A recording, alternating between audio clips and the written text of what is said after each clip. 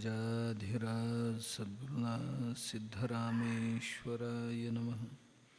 राजाधिराज सद्गुरुनाथ श्री भाऊराजाय नमः। राजाधिराज सद्गुरुनाथ श्री काडसिद्धेश्वराय नमः।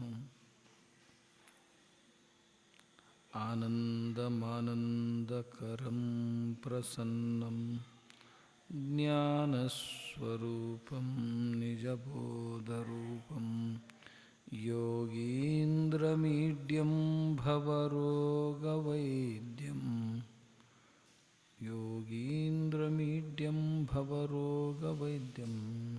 प्रातस्मरं नित्यमहं नमामि।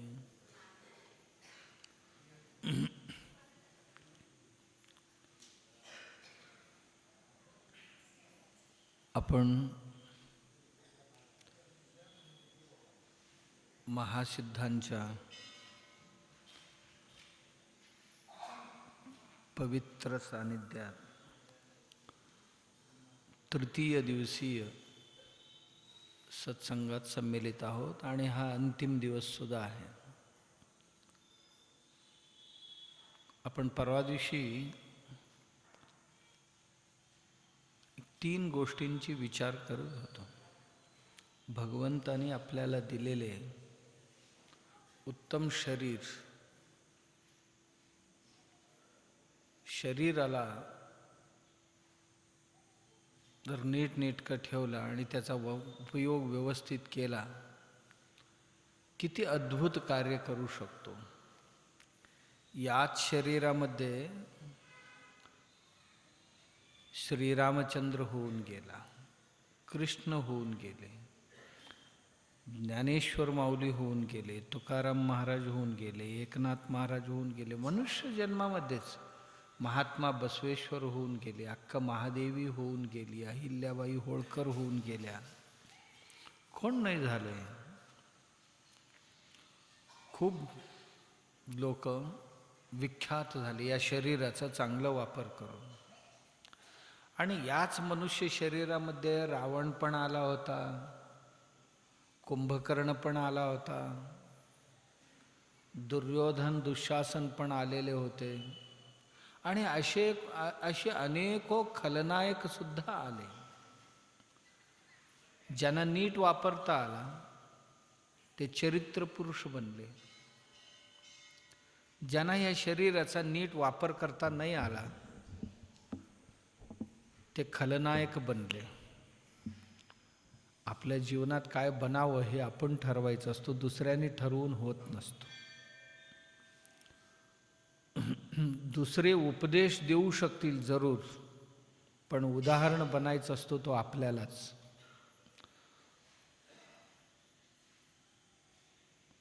भोजन जरूर आमच्या ताटात वाढू शकतील बनवून, पण जेवून पचन करायचं आपल्यालाच असतो।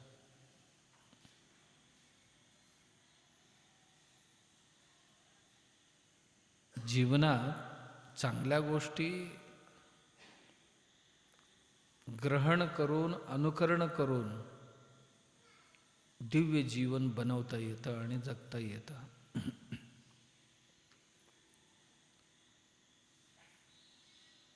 माणसाला असाध्य असं काहीही नाही आहे, सर्व काही साध्य आहे या शरीराला। त्या शरीर एक उपकरण आहे, त्या उपकरणाला वापरणारे बुद्धी चांगली लागते, बुद्धी चांगली लागते। बुद्धी अनुभवाने समृद्ध असायला पाहिजे। बुद्धीला छिद्र असता कामा नये। छिद्र म्हणजे माणसांची व्यसनं। काय योग्य काय अयोग्य निर्णय करण्याची क्षमता त्याच्यात कमी असते, म्हणून बुद्धी कमजोर असते त्याची।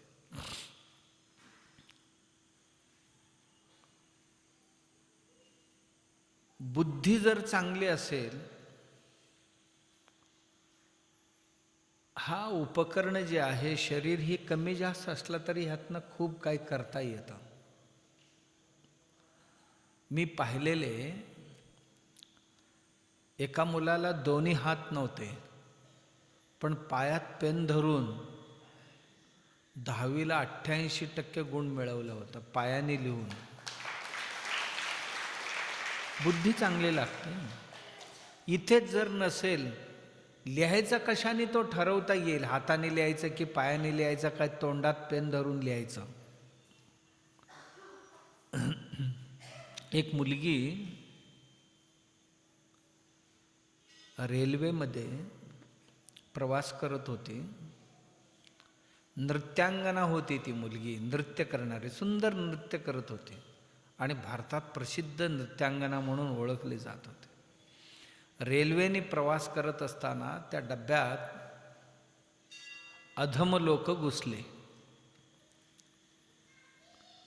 नीच प्रवृत्तीची माणसं त्या डब्यात घुसली. ती प्रतिकार करायला गेली. त्यांची मारामारी करता करता रागारागाने त्यांनी तिला बाहेर ढकलून दिली. त्या रेल्वेच्या रुळाखाली दोन्ही पाय सापडले तिची, दोन्ही पाय तुटले. हळहळले 4 दिवस, हळहळले 4 दिवस. पण तिची बुद्धी मानायला तयार नव्हती. माझे पाय गेलेत हे मानायला तयार नव्हते. पायच गेलेत ना, जोडता येईल म्हणाले. नकली पाय जोडली, पुन्हा नृत्य करायला लागली. विश्व स्पर्धेत नंबर 1 आले, जागतिक स्पर्धेत नंबर 1 आले. एक मुलगा असाच दोन्ही पाय गमावला होता, पर्वतारोही होता तो मुलगा शेवटी दोन्ही पाय तुटलेले असताना नकली पाय जोडून बिहारचा मुलगा आहे, एव्हरेस्ट शिखरावर झेंडा गाडून आला. पाय नसणारा. शरीर चांगलं मिळालं तर भाग्यच आहे आणि त्यालाही पुण्य लागतेच, पण त्याला वापरायला त्याच्यापेक्षा जास्त अक्कल लागते, बुद्धी लागते. बुद्धी असेल तर काहीही करू शकतात.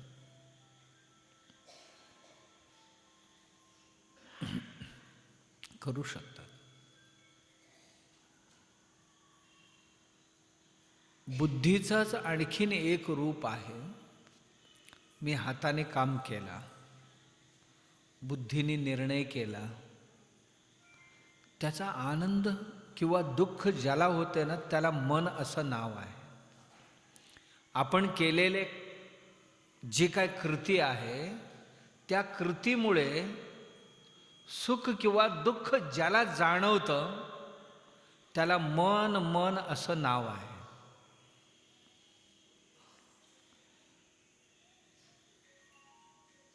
मन आहे ना, छोट्या छोट्या गोष्टीतनं सुद्धा आनंद घेऊ पाहत असते.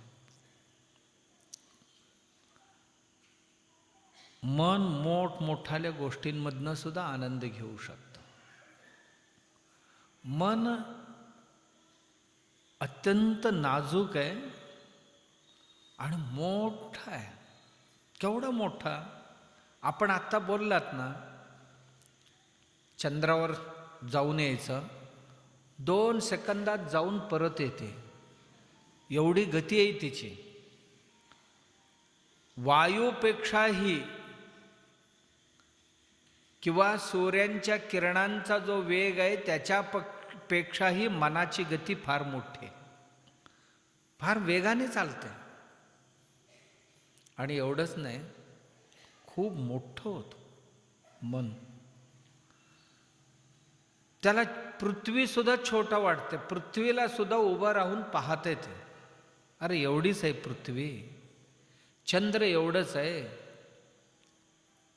त्यांच्यापेक्षाही ते मोठे आकार धारण करू शकते. जसं की विहिरीतली पाणी दिसायला छोटी दिसते, पंप लावून जर शेतात सोडले तर अख्खं शेत भिजवून काढते. शेतापेक्षाही त्याची व्याप्ती मोठी असते. तशी आमची मन दिसायला छोटी असेल, पण त्याची ताकद, त्याची व्याप्ती खूप मोठी आहे. आणि त्याचा एक स्वभाव मनाचा, जसा विषय भेटेल तसा त्याच्यात मिसळून जातं. खाण्याचे विषय भेटले की खाण्यात रमतं, पिण्याचे विषय भेटले की पिण्यात रमतं, वाचायचा विषय भेटले की वाचण्यात रमतं, चालण्याचा भेटले की चालण्यात रमतं, कामाचा भेटले की कामात रमतं, ऐकायचं भेटले की ऐकण्यात रमतं, कशातही रमतं ते. तिला फक्त चांगल्या सवय लावायचं. ज्याची सवय अधिक लावले ना त्यात पटकन रमते ते. आता बघा ना तुम्ही,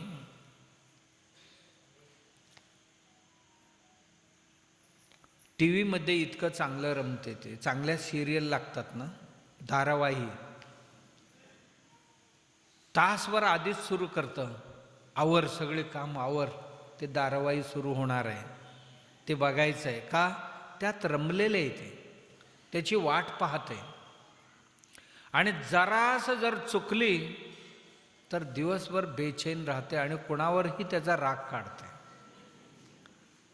चुकलंय धारावाही पण राग काढते दुसऱ्यांवर, हे त्याचा स्वभाव आहे. कोणावरही काढतं.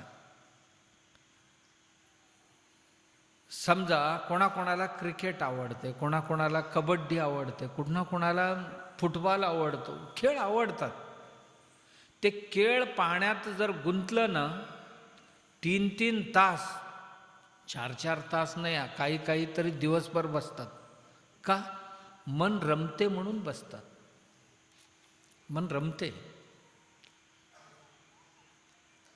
आणि तीच तुम्ही रमते म्हणून समजा पूजेत लावा, त्याला पूजा करूया 1 तासभर म्हणा, काय बसते तासभर, 5 मिनिटात उरकते, उरकून चला म्हणते पुढच्या कामाला जाऊया. त्यातल्या त्यात ध्यान करूया म्हणा तुम्ही, तुम्हाला बरोबर इथे बसवते आणि निघून जाते. जाऊन सारी दुनिया चक्कर मारून परत येते.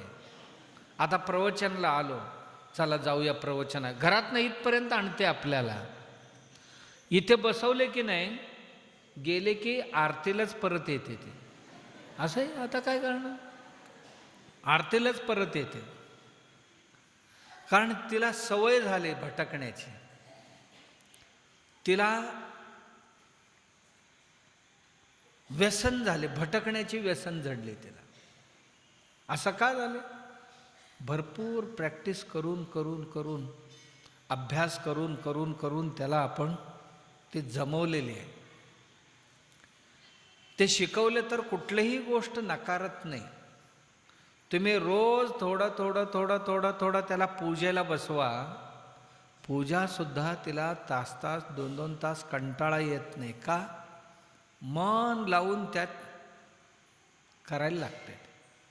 एक गोष्ट पूजेत चुकली तर ते हळहळते, अरे ही वस्तू नाही आहे, ही गोष्ट मी नाही केला, करायला हवं होता. इतकं ते मन लावून करते, मन लागते त्यात.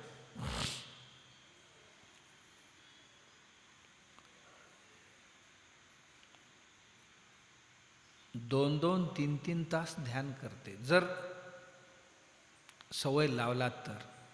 आमच्याकडे मुलं आहेत गुरुकुलमध्ये, पहाटे 3 वाजता उठून ध्यान करतात ते 5 वाजेपर्यंत, 2-2 तास बसतात. किती वय? 10 वर्षाची, 12 वर्षाची, 15 वर्षाची, 18 वर्षाची मुलं मुली आहेत. 3ला उठून ध्यान करतात. ध्यान करायला लागले ना, अशी ध्यान करतात ते, अशी एकाग्रता त्यांना साध्य होतो, हे देहभान पूर्ण विसरतात.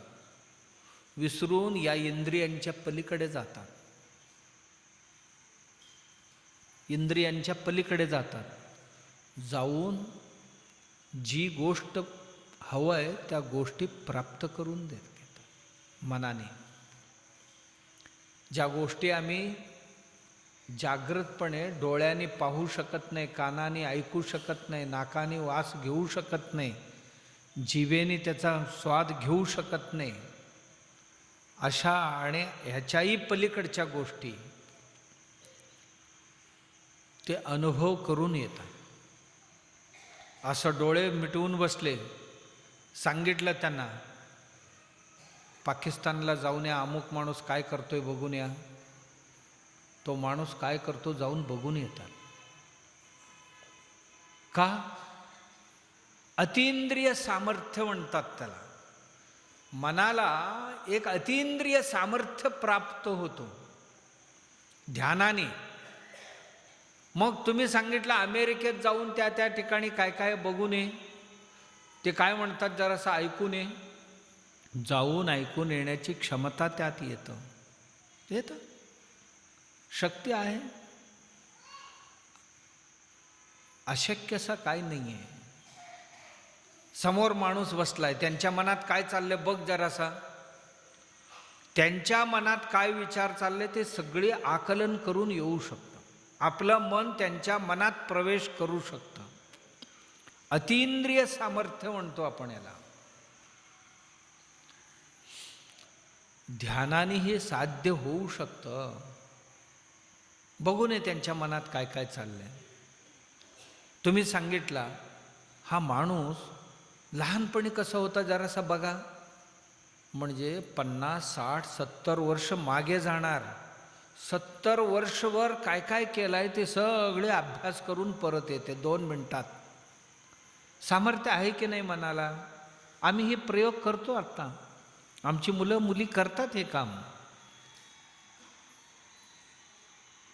एखादी घटना घडली, त्या घटनेसंबंधातलं साध्यंत माहिती हवं असेल तर ते पाहून येतात. असं डोळे बंद केले की सगळी पुरा त्याची माहिती घेऊन येतात. कशाने साध्य आहे? ध्यानाने साध्य आहे. ज्या प्रश्नाचं उत्तर पुस्तकात नाही मिळाले, कोण तज्ज्ञ नाही मिळाले त्याचं उत्तर देणारा, आपण ध्यानमग्न झालो आणि ध्यानात आपण त्या प्रश्नाचं उत्तर जर मागितलं तर प्रश्नाचं उत्तर डोळ्यासमोर येतं. त्याच्या संबंधात जगात कोणालाही ते ज्ञान नव्हतं आजपर्यंत, परंतु आपल्याला हवं असेल तर त्याचं उत्तर मिळू शकतं. मिळवण्याची क्षमता आपल्या मनात येतं. का नाही येऊ शकत? येऊ शकतं. म्हणून आपण जाणत नाही आहोत, अज्ञात आहोत. त्या शक्ती, त्या सामर्थ्यापासून आम्ही खूप दूर आहोत. ह्याच्याकरता काय खूप मोठ्या ह्याच्यात जंगलात जावं लागते, बसून साधना करावं लागते असं नाही आहे. फक्त मन एकाग्र होऊन करून घरात जरी बसलो डोळ, आणि एका दिवसात नाही होणार ते. हळूहळू हळूहळू मी म्हटलं ना की मनाला त्यात रमवावं लागतं. मनाला त्यात रमवावं लागतं. मन रमलं की 2 मिनिटात सांगाल ते सगळे काम करून परत येते. अफाट सामर्थ्य या मनामध्ये. मनामध्ये सामर्थ्य. हाताला लागत नाही पण गप बसत नाही. कुठेही हाताला लागत नाही मन, पण गप बसत नाही.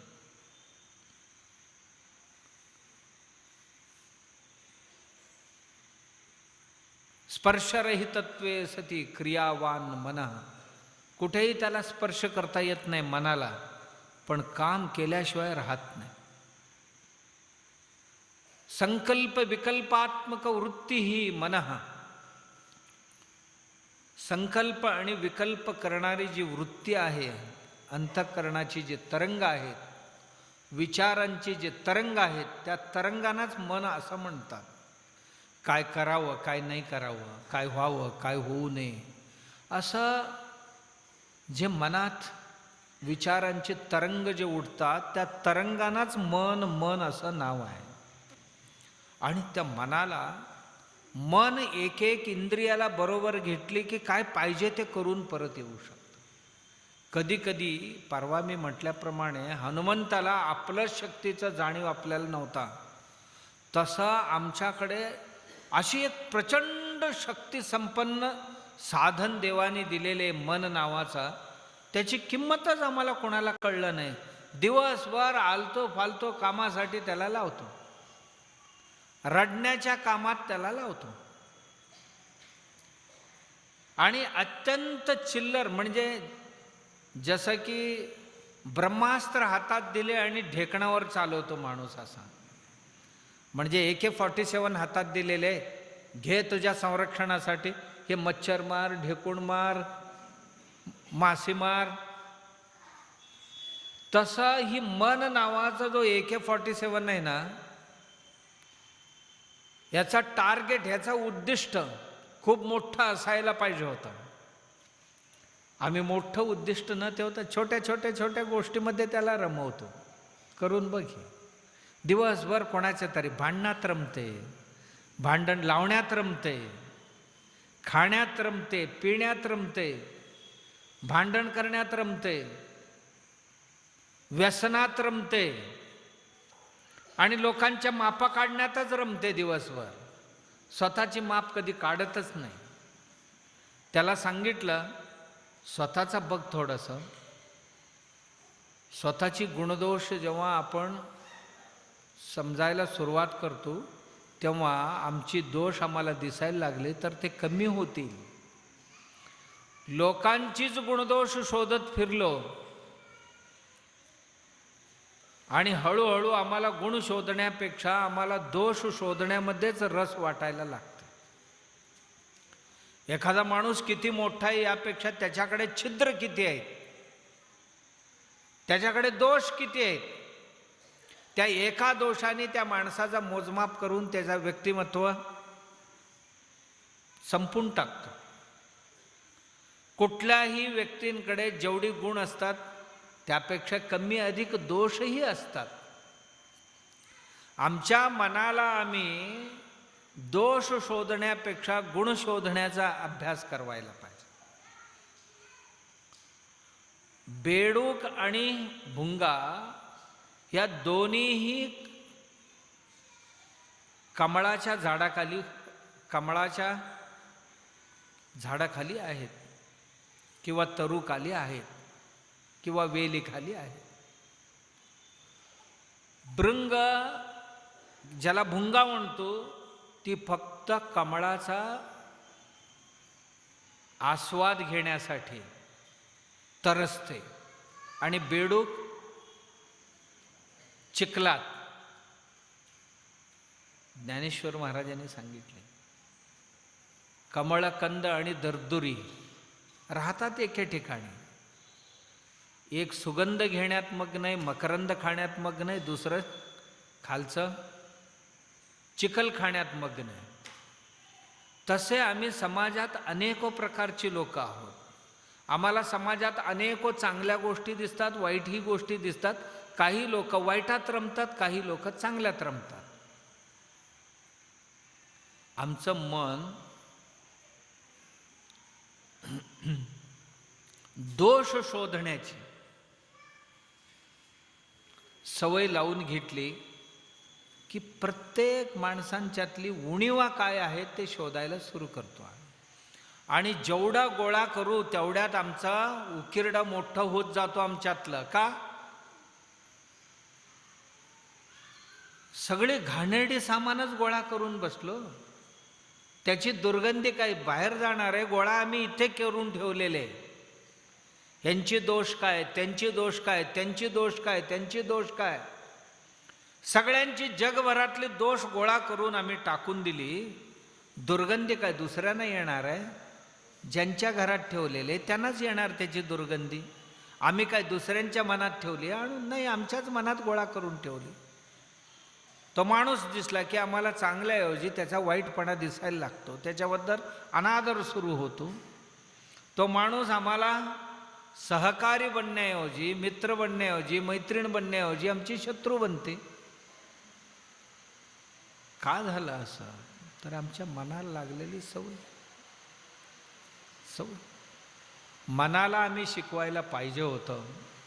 मनाला लावाल सवय तसं मन होते. मी जसं म्हटलं ना, पाण्यासारखं आहे मन, पाण्यासारखं.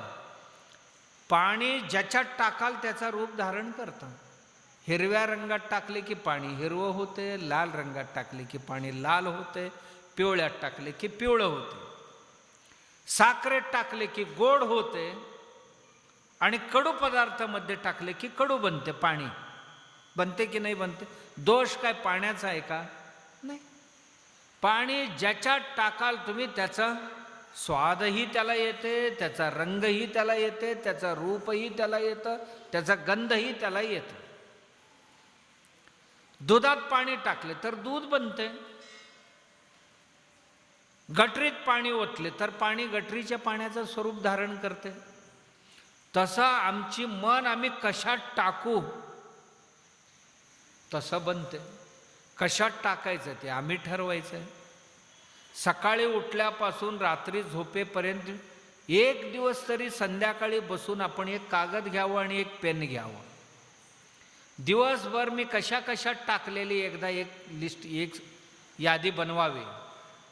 मग आमच्या लक्षात येते की योग्य दिशेने मार्गक्रमण करते मन की अयोग्य दिशेने चाललेले आहे. सवय लावू तसं.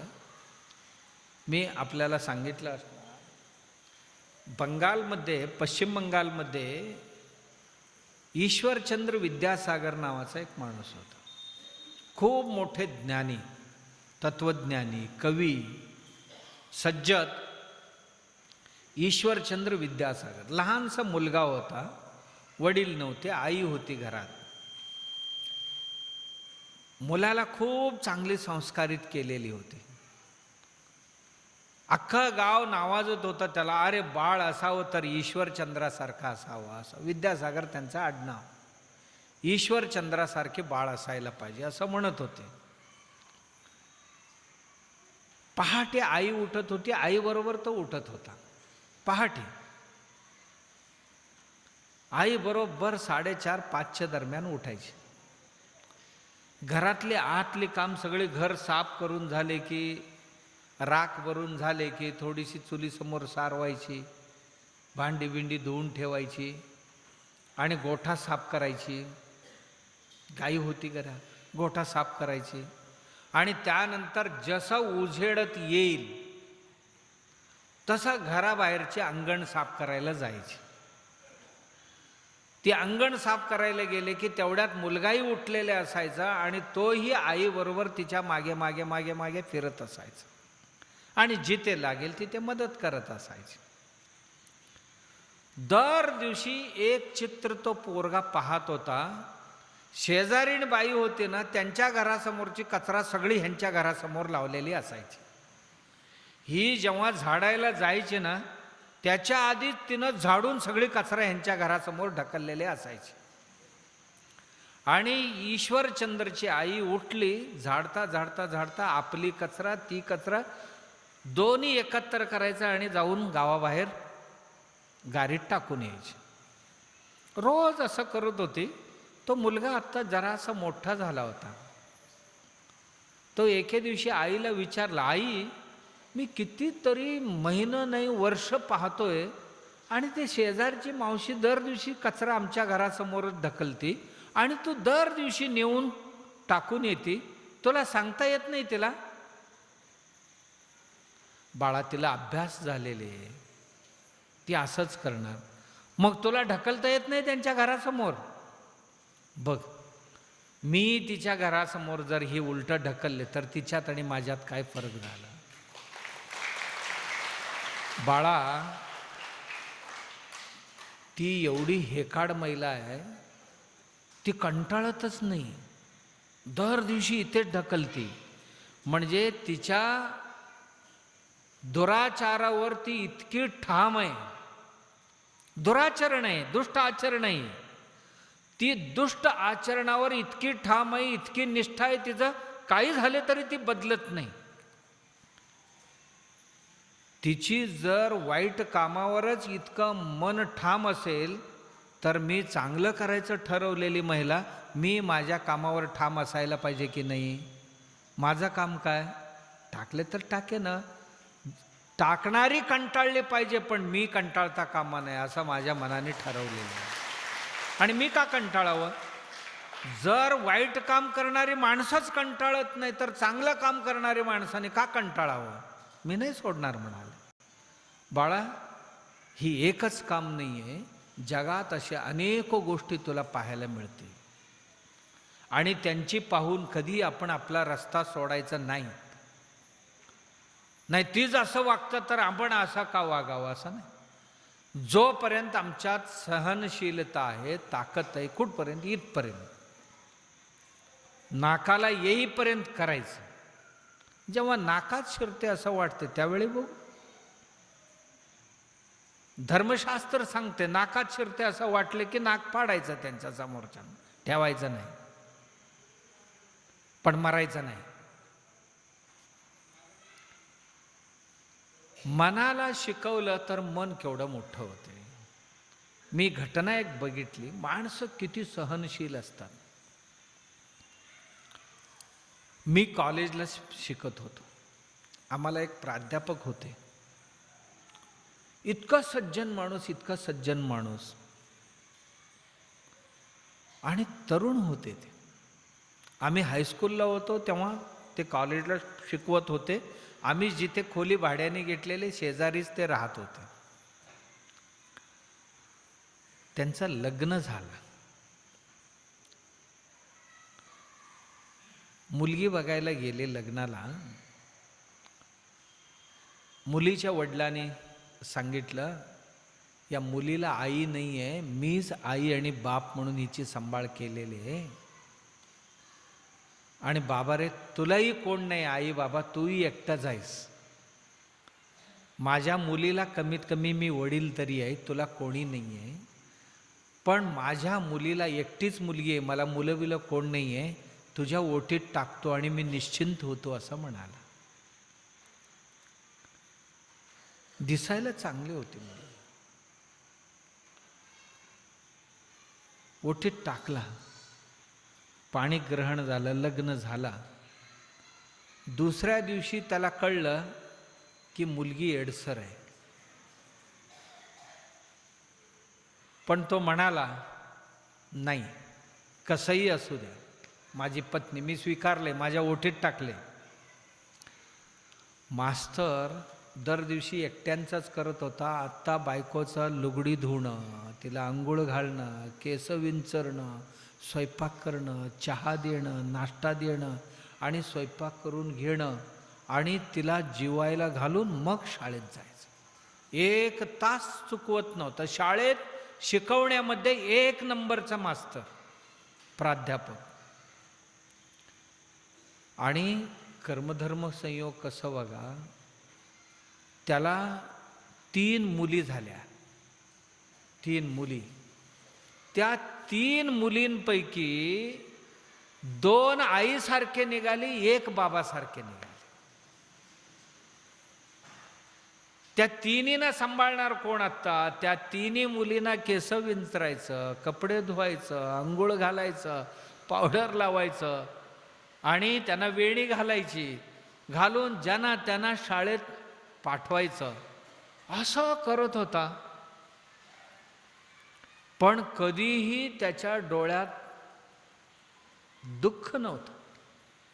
जे करत होता ते सर्वही मनापासून करत होता. म्हटलं देवाने दिले ना, हे स्वीकारायचं, करायचं म्हणाले, ह्यात काय?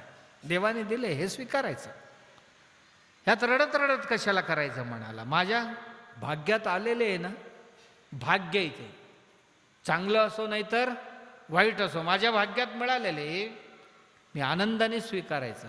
आणि असंही मला आयुष्य कंठायचंय, रडत कडत कशाला म्हणाला, आनंदानेच राहत होता. पण कधीही स्टाफरूममध्ये इतरांबरोबर बसायला वेळ नसायचं. कधी एकदा 5 वाजते, 4 वाजते, 2 वाजते कॉलेजचा जो टाईम असायचा, झाल्याबरोबर घराकडे निघायचं. का? घरातली सगळी झाडझूड काम करायचं, संध्याकाळची जेवण करायचं, पुन्हा अंथरूण घालायचं, भांडी घासून ठेवायचं ठेवून सगळ्यांना झोपून मग आपण झोपायला जायचं. मग सगळ्यांच्या आधी उठायचं, सगळे साफसफाई करून झाडझूड करून चहा करून हे करून मग मुलींना उठवायचं, बायकोला उठवायचं. अशा ह्याच्यात मुली आजारी पडल्या. आजारी पडले तर आता दवाखान्यात कोण थांबायचं आणि घरात कोण राहायचं. दिशाणी मुलगी होती, ती छोटी होती एकदम, तिला काय समजत नव्हतं. मुलगी आजारी पडली, पाठोपाठ बायको आजारी पडली. विचार केला, आता घरातली उरकायचं, भल्या पहाटे उठायचं, सगळे करायचं, करून दवाखाना उघडायचा, आधी दवाखान्यात जायचं, दवाखानावाल्यांना सांगून यायचं, काय एमर्जन्सी लागलं मला पटकन फोन करा, मी येतो. घरात 2 मुली आहेत, 3 मुली आहेत, त्यांच्यासाठी मला घरी जावं लागतं म्हणे. 2 मुली घरात आहेत, 1 मुलगी, बायको दवाखान्यात आहे. सगळ्यांचं जेवण घेऊन जायचं, त्यांना भरवायचं, आंघोळ घालायचं, सर्व करायचं त्यांचं. दोन्ही गेल्या त्या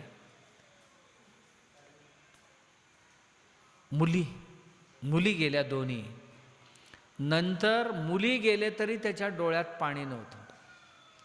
आणि जेव्हा पत्नी गेली अशीच आजारी पडून, त्या दिवशी बऱ्याच लोकांनी त्याच्या डोळ्यात पाणी बघितले. माहीत होतं सगळ्यांना काय मास्तरची अवस्था आहे सगळी.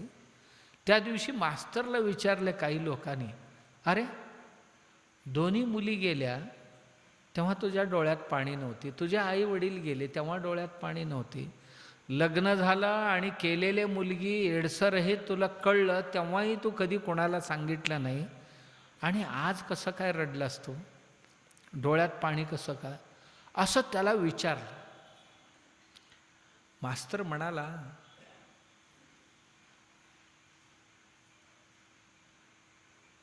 बघा तिच्या वडिलांनी माझा स्वाधीन केला होता, आता जाऊन काय उत्तर देऊ वरती, माझ्या आधी ती गेली. खरं म्हणजे तिचं सर्व प्रकारची जबाबदारी मी तिच्या वडिलांच्या म्हणण्याप्रमाणे स्वीकारलेले होतो. बाबा तुझ्या ओटीत टाकलेले हिचा सर्वही तुझंच. म्हणजे तिला पूर्ण आयुष्य जगू देण्यामध्ये मी कुठेतरी कमी पडलो, आता वरती जाऊन काय उत्तर देऊ, कारण तिचं वय हे मरणाचा नव्हता, मध्येच गेली, आता काय उत्तर देऊ भगवंताला. मुली होत्या त्या माझ्याच होत्या, माझ्या डोळ्यासमोर माझ्याच मुली होत्या त्या, त्यांची जेवढा करता येईल तेवढा मी सेवा केली. ते कोणाच्याही अवलंबित नव्हत्या, ते माझ्याच अवलंबित होते, मी त्यांचं केले, मला काय वाईट वाटलं नाही. पण ही दुसऱ्यांच्या घरातली होती, माझं स्वाधीन केली होती, माझ्या कर्तव्यात कुठे कसूर झाली की काय, म्हणून मला दुःख होते म्हणाले. सांगण्याचं तात्पर्य एवढं की मनाला ही सुद्धा क्षमता आहे हे मला सांगायचं होतं. आम्ही छोट्या छोट्या गोष्टीसाठी केवढी रडत बसतो. असं दुःख कोणाला आहे आमच्यात? एवढी लोक आहोत आहे नाही, किरकोळ इकडचे तिकडी तिकडचे इकडी एवढं होत असतं. आम्ही छोट्या छोट्या गोष्टी मोठं करायला शिकलो, पण मास्तर मोठ्या गोष्टी खूप छोटं समजून राहिला. ही करण्याची क्षमता मनाला असते, फक्त आम्ही मनाला तो शिकवण द्यायला पाहिजे. मनाला ह्या संसाराची सामना करायला शिकवायला पाहिजे, तेव्हा जीवन सार्थक होतो. नाहीतर छोट्या छोट्या गोष्टी करता काय काय कटकटी करत बसलो, जीवनात आम्ही यशस्वी नाही होणार, यशस्वी नाही होणार. मन जिद्दी पाहिजे, मन दयाळू पाहिजे, मन कृपाळू पाहिजे, मन स्नेहगुण संपन्न पाहिजे, स्नेही पाहिजे मन. मन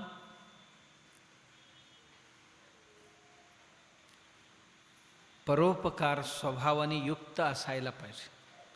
आम्ही शरीराने करतो म्हटलं तर होत नाही, मनातच लागतंय की मला परोपकार करायला पाहिजे, परोपकार करायला पाहिजे. मन प्रेमळ पाहिजे. मन कठोर नाहीये, मन मृदू असणं गरजेचे. मन कठोर व्हावं जरूर. कशात कठोर व्हावं? मन वाईटासाठी कठोर व्हावं, तेही स्वतःच्या वाईटासाठी कठोर व्हावं. स्वतःच्या वाईटासाठी जरूर कठोर व्हावं. स्वतःतले दोष दिसले तर त्याच्याकरता स्वतः मन कठोर स्वतःवर व्हावं, दुसऱ्यांवर नव्हे. आम्हाला काय नाही शक्ती दिली देवाने? मन नावाचं एक ताकद खूप मोठं दिलेले आहे. आणि त्याला ना इतकं संयम सुद्धा दिलेले देवाने. खूप सहन करू शकते ते. खूप कठोर बनू शकतं, मृदू बनू शकतं, निर्भीड बनू शकतं. मन निर्भीड सुद्धा बनू शकतं. कधीही कशालाही कोणालाही भीडभाड घालू शकत नाही. मनाला कसं बनवावं हे आपण ठरवायचं. आपण दिलेले संस्कारावरच ते वाढत असते. आम्ही काय संस्कार देतो आमच्या मनाला? आम्ही किरकोळ आणि वयाने मोठे झालो. आम्ही मन फार छोटं करून ठेवले. मी मागे तुम्हाला कधीतरी बोललो असेल, शेजाऱ्याने आपल्या बाळाला, एकटाच होता मुलगा, शेजाऱ्याने सांगितले आम्ही जरा लग्नाला जाऊन येतो, येईपर्यंत आमच्या पोराकडे लक्ष असू द्या. एवढं सांगून सकाळी लग्नाला गेले. यायला संध्याकाळी उशीर झाला आणि दोन्ही मुलं जेवले दुपारी ह्यांच्याच घरात. ज्यांना सांगून गेले होते त्यांच्या घरात जेवले. जेवल्यावर दुपारी खेळत होते. खेळता खेळताना कुठेतरी कट्ट्यावरनं मुलगा खाली पडला. पडल्यावर डोक्याला लागल्यावर रक्तबंबाळ झाला. तेवढ्यात हा मुलगा होता ना ह्या घरचा, आपला मित्र पडलाय म्हणून घरात वडिलांची धोतर फाडून हळद लावून पट्टी बांधला. वडील आले, बघितले तर चांगलं धोतरच पाडलाय पोरगा. तर द्या धनकला त्याला, तुला दुसरा काय हाताला लागला नाही का मूर्खा, चांगलं धोतर फाडलाय? नाही, माझं दोस्ताचं डोकं फुटलेलं, मग मला काय सापडलं नाही म्हणताना मी धोतर फाडून नेले. म्हटलं रक्त थांबत नव्हतं म्हणून मी गेलो. म्हटलं काय बिघडलं? पण हे पट्टी बांधलेला होता. त्याचा वडील ह्याला शिव्या घालत होता आणि तो रडत होता, ज्याचा डोकं फुटलेलं. तो तेवढ्यात त्याचे आई बाबा आले. बाबू काय झालं रे? बाबू आता आई वडील दिसल्यावर हुंदके देऊन रडायला लागला. तुम्हाला माहिती आहे लहान मुलांची, आपली नसतात ना तेव्हा जरा कमी रडतात. आपली आई बाबा जर जवळ आले की हुंदके देऊन रडायला लागला. काय बोले ना, नुसतं हुंदकेच देतो, कारण दुखापत झालेला होता त्याला. बाबू ह्या बाळ्याने पाडले काय तुला? एक नाही, दोन नाही. आणि त्यांचा संशय दृढ झाला, बहुतेक हाच पाडलाय. नाही नाही काका, मी नाही पाडलेले, मी तरी मलमपट्टी करायला लागलोय त्याला, असं तो म्हणतोय.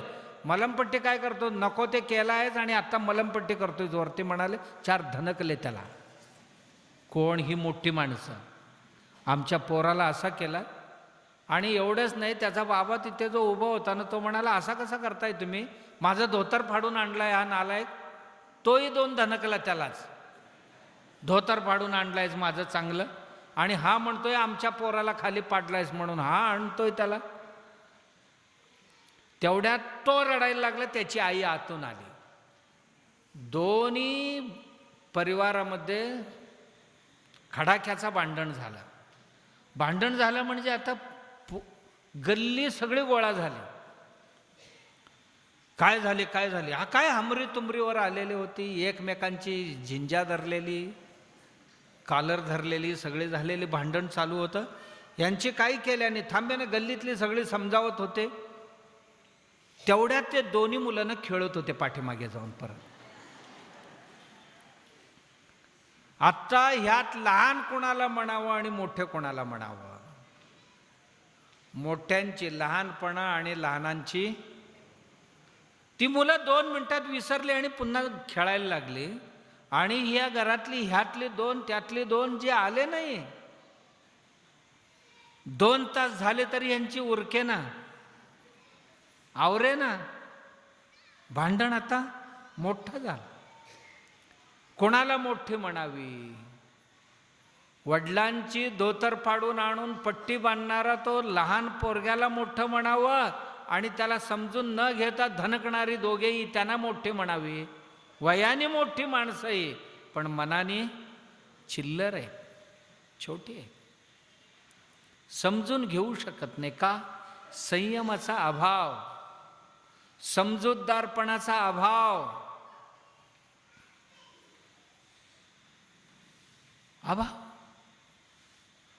मन मोठं कधी होतो? मनाला मोठी करणारी जे गुण आहेत ना, ते गुण मनात भरले तर मन मोठं होणार हो. मनात सगळे चिल्लरपणाच भरले असतील तर माणूस मोठं कसं होणार? नाही. मलमाशी आहे, ते घाणीवरच बसते. मस्त फुलं ठेवा बाजूला, त्याच्यावर बसत नाही, ते घाणीवरच बसते. तसं आमची मन जर झालं असेल, काय किती चांगले पदार्थ ठेवा त्याच्यात रमत नाहीत. पण गरज आहे मनाला सन्मार्गी लावण्याची, मनाला चांगलं शिकवणूक द्यायची. दुसरी देऊन चालत नाही. आपल्या मनाला आपण समजवायचं असतं. आपल्या मनाला आपण समजवायचं असतो, दुसऱ्यांची ऐकत नाहीत. जेवढी लोक दुसरी सांगायला लागतील तेवढी ते उद्धट आणि उर्मट बनते. आपण त्याला हळूहळू हळूहळू हळूहळू त्याला कुरवळून, असं नाही बाळा, असं करायला पाहिजे, हे आपल्या मनाला आपण समजवायला पाहिजे. आपल्या मनाला आपण समजवायला पाहिजे.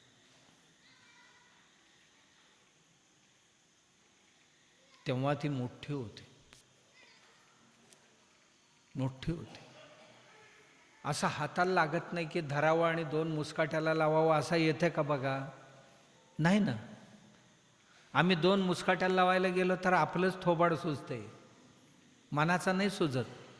मन म्हणते माझ्या नादाला लागून काय झालं बघा ह्याचा. मनाच्या नादाला लागलं शरीर आणि थोबाड सुजलं शरीराचा. मन आता बघतं चेष्टा. त्याला लागत नाही, त्याला फक्त शब्दांचा मार लागतो, शब्दांचा. मनाला दुसऱ्या वस्तूंचा मार लागत नाही, हाताचाही लागत नाही, दांडक्याचाही लागत नाही. लागते मार फक्त शब्दांचा. मनाला चांगले शब्द वाचायला द्यावं, मनाला चांगल्या शब्दाने समजवावं, आपण समजून घ्यावं आणि मग त्याला समजवावं. आपल्या बुद्धीत ते घ्यावं आणि त्या बुद्धीने मनाला समजवावं. हे ठीक आहे, हे ठीक नाही आहे, हे योग्य आहे, हे योग्य नाही, हे न्याय आहे, हे अन्याय आहे. आणि तू चिल्लर चिल्लर गोष्टीच्या मागे जाऊ नको. मी आता येतानाच वाचत होतो, एक कथा वाचली, मला खूप भावलं. कथा खूप छोटी होती, कोणत्या तरी ग्रंथात होती. ती ग्रंथ वाचत होतो मी माझ्या ह्याच्यावर. कथा अशी होती,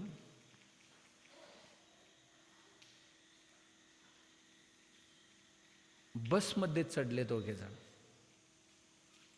बसमध्ये एक वयस्कर महिला होती आणि एक तरुण मुलगी होती.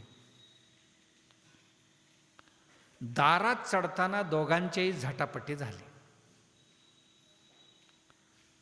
वयस्कर म्हातारीला दुसरी बाई होती, तिनं अत्यंत कठोर आणि अपशब्द वापरले. शेवटी दोघांनाही शीट मिळाली, एकमेकांचे शेजारी बसले, शांत बसले. म्हातारीच्या चेहऱ्यावर कोणताही प्रकारचा विकार किंवा मनमुठावपणा बिलकुल दिसत नव्हता. ती प्रसन्न होती. ती बघून ही शिवी दिलेली होती ना, हिलाच मनाला लागले. ही म्हणाली, काय लाजल्यासारखं झाले तिला. आणि ह्या म्हातारीला मी इतकं बोलले, पण इथे येऊन जोडीला बसल्यानंतर एक शब्दाने, कारण तिला कळलं की मी विनाकारण तिला बोलले, विनाकारणच तिला बोलले मी, असं तिला थोडासा पश्चाताप झालं. झाल्यावर ती मुलगी म्हणाली, आजी मी एवढं बोलले तुला, वाईट वाटलं नाही का? तू काही बोलली नाहीस, मला प्रतिक्रिया काही केली नाहीस, तू तिथेच करायला पाहिजे होतं.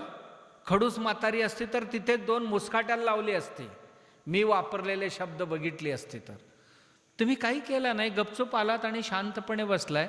आणि मी येऊन पुन्हा तुमच्या शेजारी बसले. बसल्यानंतर आयता सापडले म्हणून उठ्ठ काढायचं सोडून शांत का बसलाय, असं हीच विचारते तिला. म्हातारी हसत हसत म्हणाली, बाळा, आपला प्रवास किती वेळेचा? माझा स्टॉप आला आत्ता. प्रवास आमची सोबत किती वेळचा? 5 मिनिट 10 मिनिटांची सोबत आहे. आत्ता माझी उतरायची ठिकाण आली आणि एवढ्यात मी सगळे करत बसले तर कुठे उतरायचं तेच विसरून जाईल. त्यापेक्षाही मन प्रसन्न ठेवून उतरलेत. आपल्याला एवढी वेळ आहे का आयुष्यात हे सगळे हुल्लडबाजी करण्या इतकं? माझा स्टॉप जवळ आलेले, मी आता उतरते बघा म्हटले आणि उतरली. आणि एवढ्या कमी अवधीत सगळी माझा वेळ शांत बसण्याऐवजी आणि हे निसर्गात एवढी पाहण्याऐवजी तुझ्याशी भांडणात करत बसले असते तर ना शेजारचं सुंदर वस्तू दिसल्या नसत्या, कोण बसमध्ये कोण गाणं गातोय काय, कोण बोलतोय काय, ह्यांचा कोणाचा काय ऐकू आलं नसता. आणि मग आमचाच आम्ही ऐकावं लागलं असता. जे माझ्याकडे स्टॉक तेच आहे, तुझ्याकडे स्टॉक तेच आहे. ना एक शब्द तू नवीन आणू शकत, ना एक शब्द आम्ही आणू शकत. काय शिव्या नवीन कधी तयार झालेत? कोणाच्या तयार झालेत नाहीये. आता कोणत्या शिवी दिले तर ही शिवी दुसऱ्यांना माहीत नाही अशी कुठली शिव्या आहेत कोणाकडे? सगळे जुनच मटेरियल, सगळे जुनच, पण कंटाळा नाही, हेच विशेष आहे. म्हातारी म्हणाली, एवढी आता आपला स्टॉप कुठे? इथे 5 मिनिटात माझी स्टॉप, आणि 5 मिनिट ह्या फालतू कामासाठी कशाला लावू मी, म्हणाली आणि उतरून गेली. ती पोरगी पुढे एक मोठी कवयित्री झाली. तिनं त्या घटनेवर एक पुस्तक लिहिले. जीवन कसं जगावं ह्याच्यावर त्या कवयित्री होऊन एक पुस्तक. त्या म्हातारीने माझ्या जीवनाला पूर्णपणे कलाटणी दिली असं तिचं म्हणणं आहे. 2च मिनिटात त्या म्हातारीने माझी जीवनाची दिशाच बदलून टाकली. का? मग आमचं तरी किती वर्ष जगणार आहोत बाबा? घेतलेले श्वास परत जाईल बाहेर किंवा बाहेर गेलेले श्वास परत घेऊ याची काय गॅरंटी आहे आम्हाला? काय गॅरंटी आहे आपल्याकडे? नाही आहे. कशाचाही गॅरंटी नाही आहे.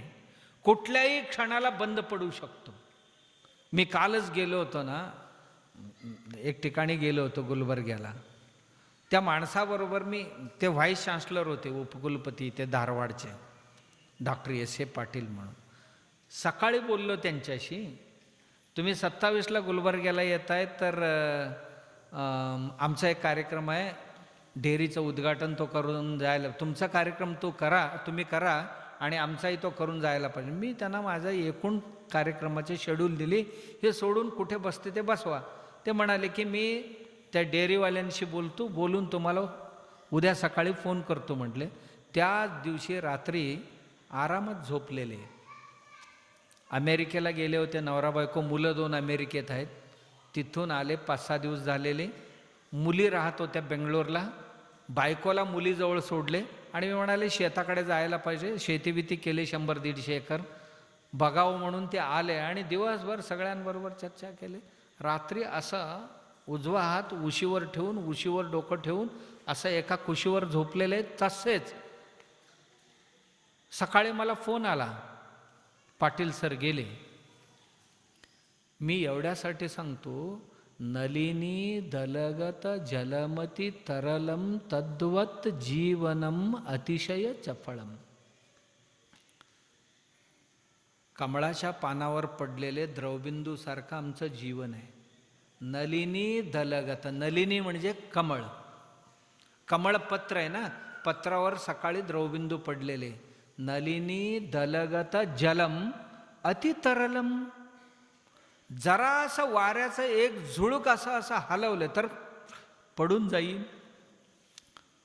तद्वत, त्याचप्रमाणे आपलं जीवन सुद्धा अतिशय चपलम. तद्वत जीवनम अतिशय चपलम. जसं ते द्रवबिंदू तरळ आहे ना, तसंच आमचं जीवन सुद्धा. कधी काय होईल काय गॅरंटी आहे? गाडी गेली तर 100 सुद्धा पार करेल हो, नाहीतर कुठे टाकेल काय गॅरंटी आहे? आलेल्या कोणाला एकाला तरी गॅरंटी आहे? नाही. धर्मराजांच्या घरी एक माणूस भिक्षेला आला होता. भीम म्हणाला आज नाही उद्या या म्हणाला त्याला. नाही, धर्मराजाच म्हणाला उद्या या, मी चांगलं काहीतरी देईन तुम्हाला. धर्मराजांच्याच घरी आला होता. धर्मराज म्हणाला त्याला उद्या या, तुम्हाला काहीतरी चांगलं मी देईन. भीम मोठमोठ्याने हसायला लागला. धर्मराजाला अपमानित झाल्यासारखं वाटलं. का रे, का हसतोस? दादा, मृत्यूला 24 तास धरून ठेवण्याची क्षमता तुमच्याकडे येते, आत्ता कळलं मला. म्हणजे 24 तासाची गॅरंटी आहे तुम्हाला? कुठल्याही क्षणी कोणालाही यम महाराज येऊन नेतो. यम महाराजांवर 1 दिवसाकरता तुम्ही आपलं नियंत्रण साधताय. तत्क्षणात धर्मराजाला लक्षात आलं. धर्मराजा म्हणाला माफ कर बाबा, माझ्या तोंडून चुकून गेली शब्द. ये म्हणाला बोलव त्याला, आत्ताच बोलव. उद्या सकाळपर्यंत मी असेन किंवा नसेन, किंवा तो असेल किंवा नसेल. भिक्षू तरी गेलेले असेल, नाही तर मालक तरी गेलेले असेल. आहोत तोपर्यंत व्यवहार करून टाकूया म्हणा. का सांगितलं की आम्ही आमच्या जीवनातला श्वास कधी अंतिम होणार माहीत नाहीये. म्हणून जी वेळ आहे ना ती आता स्टॉप जवळ आलेले असं समजून वापरूया ना. म्हातारी म्हटले ना स्टॉप आत्ता आले, आणि 5 मिनिटं आपण आनंदात राहायचं सोडून भांडणासाठी वापरलं तर काय उपयोग आहे त्याचा? ठीक आहे, झालं तर झालं, वापरूया, आनंदाने राहूया. आणि जे क्षण जसं भेटतील तसं त्यांना गोड मानून घ्यायचं आहे. मनाला ही एक चांगली क्षमता आहे. मन जर ठरवलं तर कितीही कसलंही असू द्या त्याला गोड मानून घेते. आणि खडूसपणा दाखवायचं ठरवलं, कितीही तुम्ही गोड बनवून खायला घातलं तरी जाता जाता खडूसपणा करते. बघा कसं करते ते. एक माणूस जेवायला गेला होता. मिशा, छपरी मिशा होत्या त्याची. जेवताना मिशेला जरासा भाताची शीद लागली.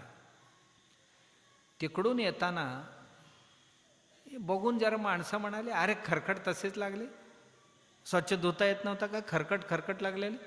आणि दुसऱ्या दिवसापासून लोक म्हणायला लागले कोणाचा गोविंद, तो खरकट लागलेला, खरकटे. म्हणता म्हणता 5-6 महिन्यात त्याचा आडनावच खरकटे झाले. खरकटे झाले. झाल्यावर काय झाला, अख्ख्या गावाला बोलवला, बाबा मी अख्ख्या गावाला जेवण घालतो पण एवढा खरकटे एवढा म्हणू नका मला म्हटलं. मग गाव म्हटले ठीक आहे जेवण घाल. जेवण घातला पंचपक्वान्नाचा. अरे काय कुठे गेला होता जेवायला? खरकट्यांच्यात जेवायला गेलो होतो. सांगण्याचं तात्पर्य आहे ना, मनाला सवय लागली ना थोडक्यात लागते पण सुटत नाही.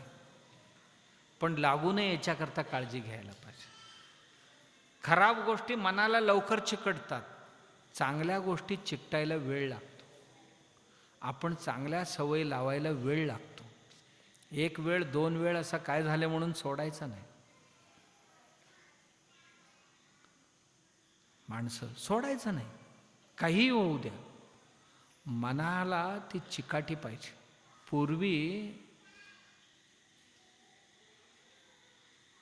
उसनवार आणायचं असेल तर नाही, मी असंच उसनवारी देणार नाही, काहीतरी गिरवी ठेव मग तुला देईन म्हणत होते सावकार पैसे. माणूस होता एक मिशवान, 2 मिशांची केस काढला आणि ठेवून घे म्हणाला. ठेवला. आणि इतकी स्वाभिमानी लोक आमची, सगळ्या काम बाजूला ठेवून पैसे गोळा करून त्याची खर्च बागून मिशा घेऊन आला. ही आमची संस्कृती आहे. मनाला ही सवय लावणं गरजेचे. मनाला बुडवायची सवय नाही, मनाला फेडायची सवय लावायची. म्हणून आम्ही मन, हे बघा मन छोटं छोटं जीव होते आणि चिल्लर व्यवहार करते. मन मोठं पण होते. अणोरणीयान महतो महीयान आत्मास्य जंतोर निहितव गुहायाम. मन एवढा मोठं होतं की परमात्मा एवढा मोठं सुद्धा होण्याची तिच्यात क्षमता आहे. म्हणून मनाला, अरे मना, तू विषयाकडे न जाता परमात्म्याकडे जा, तुझ्या आत्म्याकडे जा. ज्यांच्या उजेडात तू काम करतोयस ना त्याच्याकडे जा. आता हे काय या विषय घेऊन बसलाय? विषय सगळ्यांसाठीच आहे. ते सगळे खातात पितात, पोरं बाळा, हे सगळ्यांना. एवढंच जीवन आहे थोडी नाही आहे. याच्यापेक्षा उत्कृष्ट जीवन तू जा. तुझ्याच अंतरात्मा आहे, तो प्रकाशमान आहे. त्याच्याच उजेडात, त्याच्याच सानिध्यात, जसा सूर्य उगवला की त्याच्या उजेडात सगळे कार्य चालतात, तसा आमच्यात आत एक सूर्य आहे आत्मा नावाचा. त्या सूर्याच्या उजेडात आमच्या शरीराच्या सगळ्या हालचाली चालतात.